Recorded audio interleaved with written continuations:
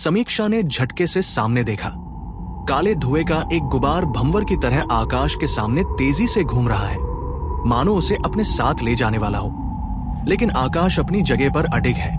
ये तेज हवाएं केवल उसके बालों को लहरा भर रही है, इसके अलावा कुछ नहीं। जल्द ही चांदनी की वह लकीर, जो सांप की तरह मुंह खोले इंतजार कर रही थी, उस धुएं को निगलने लगी। देखते ही देखते धुएं का वो गुबार उस रोशनी की लकीर द्वारा पूरी तरह निगल लिया गया। आकाश अपने दोनों हाथों को छाती पर बांधे कुछ अदब से उस रोशनी को देखता रहा, जब तक कि धीरे धीरे वह आसमान में दोबारा उसी तरह सिमट न गई जिस तरह आई थी। जब समीक्षा की हैरान नजरें नीचे आई तो वहां सिर्फ आकाश खड़ा था, चारों ओर उस काले कीचड़ में घिरा हुआ। उसने अपने इर्द गिर्द बाकी धूसर परछाइयों को पलटकर घूरा, जो गीदड़ के झुंड की तरह उसे घेरे हुए आगे बढ़ रही थी। वो तुरंत लुप्त हो गई। अब सब कुछ शांत है, स्वच्छ है। ये पूरी घाटी चांद की रोशनी से नहा उठी है, जैसे नया जन्म हुआ हो इसका। आकाश की आंखें सबसे आखिर में समीक्षा पर गई। सुधा, उसके होठों से अपने आप ये नाम निकल गया। अब जाकर उसकी तपती आंखों को ठंडक मिली है, मगर समीक्षा तो यहां होकर भी जैसे यहां नहीं, पूरी तरह स्तब्ध। छोटे छोटे पत्थरों को अपने नंगे पैरों के नीचे कुचलते हुए वो अधलेटी समीक्षा के पास पहुंचा। उसके पैरों से लिपटा वो कीचड़ अब भी धुआं बनकर हवा में घुलता जा रहा है, थके से अंदाज में घुटनों पर बैठते हुए। अभी मिलना चाहोगी मुझसे? उसने मजाक सा किया। वहां समीक्षा बस लंबी लंबी सांसें भरते हुए आंखें फाड़े उसे देख रही है। आकाश एक रूह है, ये जानना अलग बात थी, और आज उसे अचानक उस रूप में देख लेना एक चुनौती सा है। मैं तो तुम्हें खो ही चुका था। आवेग में आकर आकाश उसके होठों को चूमने वाला था कि समीक्षा पीछे हट गई। पहली बार आकाश को देखकर उसकी आंखों में डर दिखाई दे रहा है। समीक्षा की आंखों में इस वक्त डर, गुस्सा, आंसू सब कुछ है, लेकिन बस उसके लिए वो प्यार ही नहीं। और हो भी कैसे? उसका असली रूप यह है, इतना क्रूर, इतना घिनौना। उसे आज पहली बार आकाश से दहशत हो रही है। कोहनियों पर सरकते हुए वह आकाश से कुछ दूर हो गई। आकाश को उसकी प्रतिक्रिया से न कोई निराशा है, न शिकायत। वो तो ये सच हमेशा से ही जानता था, मगर एक टीस सी उसे अपने सीने में महसूस जरूर हो रही है। तुमने ऐसा क्यों किया? बहुत हिम्मत जुटाकर समीक्षा ने सवाल किया। यह है तुम्हारी अच्छाई, तुम्हारा असली रूप? उसकी नजरों में नजर गड़ाकर, यही हो तुम? उसे धिक्कारते हुए समीक्षा ने नजरें फेर ली। तरस गया था तुम्हारे चेहरे पर यह मासूमियत देखने के लिए। आकाश तो उसके गुस्से की तपिश से भी अपनी नजरों की प्यास बुझा रहा है। अगर आज तुम्हें मुझसे नफरत हो रही है तो भी मैं कोई सफाई नहीं दूंगा, लेकिन जानती हो कि मैं ऐसा न करता तो क्या होता? आकाश ने 2 पल उसके जवाब का इंतजार किया, मगर समीक्षा अब खामोश है, खफा है। उसने और उसके जैसों ने जिस जगह को अपना गढ़ बना लिया है, वहां जाने वाले परिंदे तक उन अंधेरों में भटकते हुए दम तोड़ देते हैं और फिर उन्हीं में से एक बनकर रह जाते हैं। समीक्षा उसकी बातों को सुनने की हालत में है, लेकिन समझने की हालत में अब भी नहीं। तुम्हें याद भी है कि अभी आधे घंटे पहले तक तुम कहां भटक रही थी? आज से तुम उसकी और वो तुम्हारी जगह ले लेती, और उसके जैसे हजारों भी इसी रास्ते पर निकल पड़ते। कोई आसान रास्ता भी तो हो सकता था ना? पूरी ताकत बटोरकर उसने फिर झिड़का। हो सकता था, लेकिन मुझ जैसे सिर्फ गिनती के हैं, और उस जैसे हजारों। उन्हें हराकर नहीं, सिर्फ डराकर काबू करना पड़ता है, और ये मिसाल अगले कई सालों तक उन जैसों पर असर करेगी। आसानी से मान गई होती तुम्हारी सहेली तो ये कहानी कभी शुरू ही न हुई होती। उंगलियों के पिछले हिस्से से समीक्षा के डरे चेहरे के आंसू पोंछते हुए, लेकिन हां, ये मैंने सिर्फ तुम्हारे लिए किया है। तुम्हें हैवान का गुलाम बनते नहीं देख सकता था मैं। समीक्षा ने कोई प्रतिक्रिया न की। आकाश उसके जख्मों को सहला रहा है, और वो भरते जा रहे हैं। जैसे जैसे उसका बदन जख्मों के दर्द से राहत पा रहा है, उसकी आंखें बंद होती जा रही हैं। I hate you for this. मैं नहीं मिलना चाहती तुमसे, तुम जैसे किसी से भी। दूर रहो मुझसे। I hate you, I hate you. बड़बड़ाते हुए उसके होश पूरी तरह खो गए।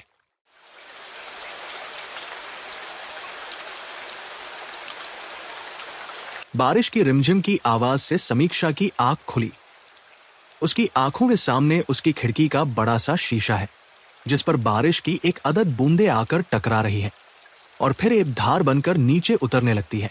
कभी ये बूंदें उसे दिख रही है और कभी उसकी आंखों पर अंधेरा छा जाता है और उस अंधेरे में उसे सुनाई देने लगती है उस प्रतिरूप की भयानक चीखें, और कभी दिखने लगता है आकाश और उसके बीच वह संघर्ष। उसने करवट बदल ली। फिलहाल तक तो उसके सुन्न दिमाग को सिर्फ इतना ही अंदाजा हो सका है कि वह अपने कमरे में है। आसपास से आ रही हर आवाज उसके दिमाग में एक टीस सी उठा रही है। उसकी आंखों के सामने चक्कर खा रहा कमरा जैसे ही स्थिर हुआ, वो चौंक कर बैठ गई। उसे आकाश घर लेकर आया। रजाई हटाकर वह बिस्तर से उतरने की कोशिश कर रही थी कि सामने दरवाजे से क्षितिज अंदर आ गया, दाएं हाथ में जैकेट लटकाए, जो कई जगह से फट गई है। उसके माथे और हाथ पर कई छोटी बड़ी खरोंचे भी हैं। एक कुर्सी खींचकर वह समीक्षा के बगल में बैठ गया। ठीक हो तुम? उसने जैकेट गोद में रखी। क्षितिज, तुम मेरे घर में क्या कर रहे हो? Well, I am a lucky guy. Mom cool है तुम्हारी, उन्हें मैं बहुत पसंद आया। एक आंख बारीक करते हुए, उन्हें देखकर लगता नहीं कि वो तुम्हारी मॉम है। समीक्षा को उसकी बातें समझ नहीं आ रही। उसका ध्यान उसके चेहरे और गले पर लगी चोटों पर गया। ये सब क्या है? क्या? क्षितिज उसके सवाल पर एक बार को हैरान रह गया। क्षितिज, ये चोट कैसे लगी तुम्हें? ये क्यों पूछ रही हो? क्या तुम्हें कुछ याद नहीं? उसने समीक्षा से सवाल किया। वह भी बिल्कुल उसी की तरह हैरान और खामोश है, उसी को तक रही है। आई एम सॉरी, कल रात पता नहीं कैसे मैं गाड़ी संभाल नहीं पाया और क्या? समीक्षा के मुंह से निकला। मेरी अच्छी भली ऑडी की शक्ल पहचान में नहीं आ रही। बोनेट और बम्पर की हालत देखकर ही पता चल रहा है कि कितनी बार किस किस चट्टान और पेड़ से जाकर भिड़ी होगी। शुक्र है कि आखिरकार ब्रेक लगे, वरना। एक पल ठहर कर हिम्मत बटोरते हुए, पता है बस 2 फुट जमीन बाकी थी गाड़ी और खाई के बीच। अच्छा हुआ कि चोटें सिर्फ मुझे आई, अगर तुम्हें कुछ हो जाता तो। तुम क्या कह रहे हो क्षितिज? समीक्षा ने परेशान से लहजे में पूछा। जब तक क्षितिज उसका सवाल समझ पाता तब तक कविता जी चाय के एक प्याले के साथ कमरे में आ चुकी थी। इन दोनों के चेहरों पर सवाल है और रंग उड़ा है। Any problem? कविता जी पल भर को दहलीज पर ही अटक गई। समीक्षा ने नजर चुरा ली। क्षितिज उठ गया। वो कुछ नहीं, मैं चलता हूं। आज डैड के साथ चंबा जाना था। उसके पास भी यकायक कोई जवाब नहीं है। फिलहाल बस यहां से निकलना ही बेहतर है। कविता जी के पैर छूकर वह किनारे से बाहर निकल आया। कविता जी के लिए ये कुछ अटपटा है, कुछ तो हुआ है इन दोनों के बीच। वह समझ गई। अच्छा लड़का है। कविता जी ने जाकर चाय समीक्षा के हाथ में दी। उनकी बात पर समीक्षा की कोई प्रतिक्रिया नहीं है। कैसा लग रहा है? मैं ठीक हूं। चाय के प्याले को होठों के पास लाकर वो रुक गई। समीक्षा ने अपनी याददाश्त पर जोर दिया, मगर उसे बस याद आ रहा है हॉल में उसका डर कर बेहोश हो जाना। और फिर सीधे उसकी याददाश्त पहुंचती है नदी के उस किनारे पर जहां कल रात उसकी आंखें खुली थी। जितना कविता जी के मुंह से सुनने को मिला, उससे तो बस यही समझ आ रहा है कि कल रात झरीपानी रोड पर उन दोनों का एक्सीडेंट हो गया था। वह बेहोश हो गई और क्षितिज उसे जैसे तैसे घर लेकर आया। लेकिन अगर यह सच है तो कल रात के बारे में जो उसे याद है, क्या वह सब एक सपना था? सुबह 5 बजे से बारिश हो रही है। आज बुटीक कैसे जाऊंगी? कविता जी ने उसके कमरे में लटके कैलेंडर की तारीख बदली और बाहर चली गई। 12 फरवरी। भौहें सिकोड़ते हुए समीक्षा ने आज की तारीख पढ़ी। कुछ हो न हो, मगर इतना तो उसे अच्छे से याद है कि जिस रात वो हॉल में बेहोश हुई थी वो क्षितिज के जन्मदिन की रात थी, 7 फरवरी। और उसके बाद आज उसकी आंखें खुली हैं। तो वो इतने दिन और इतनी रातें कहाँ थी? उसका सिर चकराने लगा कि आखिर हुआ क्या है। कहीं कविता जी ने तारीख बदलने में गलती तो नहीं की? वो सिर थाम कर बैठ गई। लेकिन समीक्षा के लिए तो अभी दिन शुरू ही हुआ था। गीले बालों को तौलिए से लपेटे समीक्षा अपनी अलमारी के पास आई। इसके पल्ले खोलते ही जाने किन किन ख्यालों में गुम उसका दिमाग बस अलमारी में दिखाई दे रहे कपड़ों पर केंद्रित हो गया। क्षितिज के तोहफे में दिया गया गाउन, कविता जी के हाथों से सिले वो डिजाइनर लिबास जो उसने अलमारी के सबसे निचले खाने में इसलिए रखे थे कि कभी पहनने ही ना पड़े। उसकी अपनी पसंद के खादी और सूती सूट सलवार, ऑफिस में पहने जाने वाली कमीज और पैंट, उसकी जीन्स, कुछ भी यहां नहीं है। उसने अलमारी के तीनों खाने अच्छे से देख लिए, मगर उसकी पसंद के कपड़े अचानक यहां से गायब हो गए हैं। आखिरकार उसे अपना नाइट सूट पहनकर ही अपने कमरे से बाहर आना पड़ा। गीले बालों को उंगलियों से झटकती वो किचन में आई। कविता जी हमेशा की तरह ही जल्दबाजी में सुबह का काम निपटाने में लगी हैं। उसने डाइनिंग टेबल पर रखी टोकरी में से एक सेब उठाया। आज का अखबार कहाँ है ममा?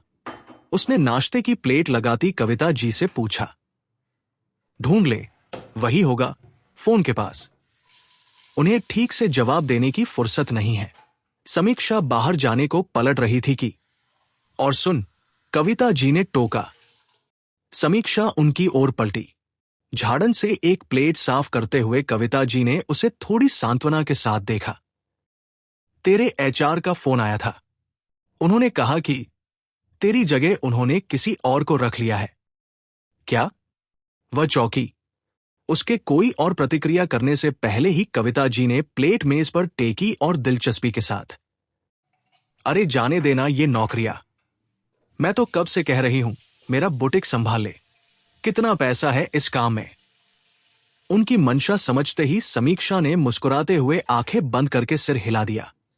उसे दूर दूर तक कोई चाव नहीं है बुटीक, कपड़ों, नफीसा या सिलाई में। हाथ में सेब और अखबार लेकर समीक्षा सोफे पर बैठी। सबसे पहले उसने तारीख ही देखी। कविता जी ने तारीख बदलने में कोई गलती नहीं की थी। आज 12 फरवरी ही है। डेयरी में तेरी नेहा मिली थी। उसके बगल में आकर बैठते हुए अरुण ने दूध की बोतल मेज पर रखी। समीक्षा अपने सवालों से बाहर आई। तेरे बारे में तो बात तक नहीं करना चाहती। अरुण ने खिल्ली उड़ाते हुए बात पूरी की। क्यों? अब उसे क्या हुआ? सेब काटने को खुला समीक्षा का मुंह रुक गया। तुझे नहीं पता? अरुण ने हैरानी से आंखें फैलाकर समीक्षा को देखा। उस रात थप्पड़ जो मारा था उसे, उसने चिढ़ाने के अंदाज में कहा। एक तस्वीर समीक्षा की नजरों के सामने कौन थी? उफ, जैसे चाटा समीक्षा के ही गाल पर पड़ा हो। अगर यह सच है तो गजब हो गया है। बस एक पल लिया उसने उठकर फोन उठाने और नेहा का नंबर लगाने में। नेहा में लड़कियों वाले सारे गुण हैं और उनमें से एक है बात बेबात रूठ जाना। मोबाइल पर जितनी बार समीक्षा ने कॉल किया, हर बार काट दिया गया। इस बार मजबूरन उसे लैंडलाइन पर कॉल लगवाकर बुलाना पड़ा। अरुण सही था, वो बात करने के मूड में नहीं है। तुझे माफ करने की बात नहीं है समी, बस मैं भूल नहीं पा रही वो सब कुछ। तूने तो ये भी नहीं सोचा कि क्षितिज भी था वहां। I need time. नेहा ने फोन पटक दिया। निचला होंठ काटते हुए समीक्षा ने धीरे से रिसीवर नीचे रखा। नेहा को फिलहाल मनाया नहीं जा सकता, और अगर मनाना है तो उसके सामने जाना होगा। वो सोच ही रही थी कि तू नाश्ता कर रही है? अरुण ने किचन की तरफ जाते हुए बस यूं ही पूछ लिया। थोड़ी देर में उसने वहीं फोन के पास बैठकर अखबार के पन्ने फैला लिए और उनमें नौकरियों के विज्ञापन ढूंढने लगी। एक दो विज्ञापन पर नजर डालते ही उसका फोन बज गया। नजरें एक विज्ञापन पर ही रखे उसने एक हाथ से टटोलते हुए रिसीवर उठाया और कान में लगाया। यस, सुधा। रिसीवर से मानो करंट निकलकर समीक्षा की बाहों में फैल गया। पिछली बार की तरह इस बार भी फोन में झरझराहट है, लेकिन समीक्षा के लिए आवाज पहचानना मुश्किल नहीं हुआ। और फिर इस नाम से तो एक ही है जो उसे पुकारता है, आकाश। हैरानी से उसके हाथ से रिसीवर ही छूट गया। लपक कर उसे संभालते हुए, कहाँ हो तुम? तुम्हारे ही आसपास। समीक्षा ने अपने चारों तरफ देखा और तुम्हारी आवाज साफ नहीं आ रही। आ भी नहीं सकती। आकाश ने सांस छोड़ी। आज उसकी सांसें भी समीक्षा सुन सकती है, जो आज से पहले कभी नहीं हुआ था। आज उसकी आवाज कानों के पीछे से नहीं बल्कि फोन में से ही आ रही है। तुम ठीक हो अब? हाँ, और आई एम सॉरी, मैंने कल रात पता नहीं क्या क्या बक दिया। तुम्हारी दुनिया में क्या होता है क्या नहीं, मुझे इन बातों को बीच में नहीं लाना चाहिए था। तुम्हें याद है कल रात क्या हुआ था? आकाश ने पूछा। ठीक से नहीं। समीक्षा उंगलियों से माथे का किनारा मलने लगी। बस अधूरा सा। आकाश ने राहत की सांस ली। गुड, मुझे तुमसे मिलना है आकाश। उसकी आवाज भर गई। एक पल को आकाश चुप रहा। इतना सब कुछ जान लिया मेरे बारे में, अभी मिलना है? कल रात जो कुछ आकाश को चुभा होगा, आज समीक्षा को चुभ रहा है। जो वार उसने आकाश पर किए थे वो उसी को दर्द दे रहे हैं। कुछ टूट रहा है उसके अंदर, वो पल याद करके, वो तीर से लफ्ज याद करके। मुझे माफ कर दो आकाश, प्लीज। I love you. वह 3 आखिरी शब्द वहां आकाश के कानों से सीने में बर्फीली हवा की तरह उतर गए। उसने पलकें बंद कर ली। वो याद कर रहा है आखिरी बार उसने कब सुने थे ये लफ्ज इस आवाज में। दशकों पहले। याद करते हुए वो बुदबुदाया, मैं तुमसे नाराज नहीं हूं। अपराध बोध से घुटी जा रही समीक्षा की सांसें भी थोड़ी खुल गई, कुछ सोचकर। ये सब लोग क्या बोल रहे हैं आकाश? मैंने नेहा को थप्पड़ मारा और वो एक्सीडेंट? क्षितिज आंखें बंद करके भी गाड़ी चलाए तो भी एक्सीडेंट नहीं कर सकता। और ये सब तो मैं तुम्हें फोन पर भी बता सकता हूं। सिर्फ इसलिए मिलना चाहती हो? आकाश ने पूछा। समीक्षा ने आंखें बंद कर एक गहरी सांस ली। और तुम मुझे टटोल रहे हो या टाल रहे हो? पता नहीं। I said I want to meet you. एक पल को वो चुप रहा, जैसे मुस्कुरा रहा हो। बाहर पानी बरस रहा है। वैसे इस मौसम में तुम्हें बाहर आना तो नहीं चाहिए, लेकिन मैं आ सकती हूं। इस वक्त बाहर तेजाब भी बरस रहा होता तो भी मैं आती। कहाँ हो तुम? समीक्षा ने उससे पता समझा और रिसीवर रखते ही अपने कमरे की तरफ पलट गई। भागकर अलमारी खोली। जल्दबाजी में उसे समझ नहीं आ रहा कि क्या पहनकर जाए। जो डिजाइनर कपड़े कभी कविता जी ने उसके लिए सिले थे, केवल वही अलमारी में मौजूद है। तरह तरह के गाउन, स्कर्ट और ट्यूबलेस टॉप्स को एक तरफ फेंकने के बाद उसके हाथ सुर्ख लाल रंग की एक फ्रॉक लगी, जो बमुश्किल उसके घुटनों तक जा रही है। कंधे पर फ्रॉक को लगाकर उसने आईने में देखा, नाक सिकोड़ते हुए। क्या टेस्ट है! शायद आकाश को वह इस लिबास में पसंद ना आए। एक बार और उसने अलमारी में हाथ मारा, लेकिन कोई फायदा नहीं। ज्यादा सोचने का वक्त भी नहीं है। उसने वही फ्रॉक तन पर डाली और बिना किसी से कुछ कहे अपना काले रेनकोट में बाहर डालती हुई गैरेज में पहुंच गई। सोने पे सुहागा। उसकी स्कूटी पंक्चर है। नेहा से एक्टिवा मांगे, मगर उससे बातचीत बंद है। अब उसने दांतों तले एक उंगली दबाकर एक पल सोचा और फिर तेजी से गेट की तरफ बढ़ गई। आसमान पर काले बादलों ने छाकर यहां जमीन को अंधेरा कर दिया है। सुबह नहीं, बरसती शाम हो जैसे। 25 मिनट तक बस में सफर करने के बाद तालौगी की शुरुआत में वह एक स्टॉप पर उतरी। यहां से दाईं ओर पेड़ों से ढकी एक सुनसान सड़क जाती है। उसे इसी तरफ जाना है। ये एक बहुत ही सुंदर और खामोश सड़क है, जिसके बाईं ओर घाटी में शायद कोई गांव बसा होगा, मगर फिलहाल तो उस तरफ देखने पर लग रहा है जैसे सड़क के उस सिरे के बाद दुनिया खत्म हो गई है। सिवाय बादलों की घनी सफेदी और बूंदों की लड़ी के और कुछ दिखाई नहीं दे रहा।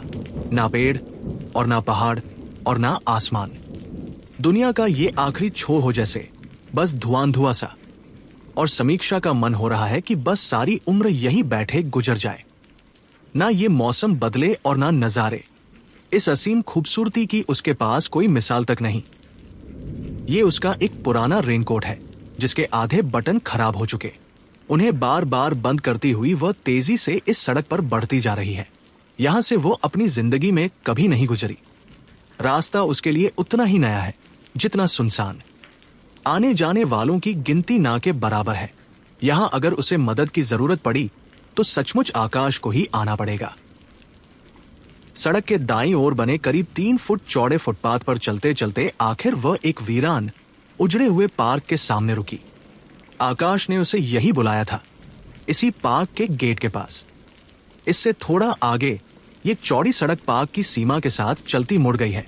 मसूरी के किसी कोने में ऐसी भी कोई जगह है उसे पता न था। देखने में ये पार्क किसी जंगल जैसा है और इसके चारों तरफ जो खामोशी है वो किसी शमशान की याद दिला रही है। लोहे के पाइप से बना छोटा सा गेट बुरी तरह जंग खा चुका। शायद ये पार्क लोगों के लिए बंद कर दिया गया होगा। अंदर झाड़ियां, 2 फुट ऊंची घास या फूलों के कुछ पेड़ हैं। वहां जाकर इंतजार करना कोई विकल्प नहीं है, लेकिन इसके फुटपाथ पर लकड़ी की 1-2 बेंच जरूर है। उन्हीं में से एक पर समीक्षा बैठ गई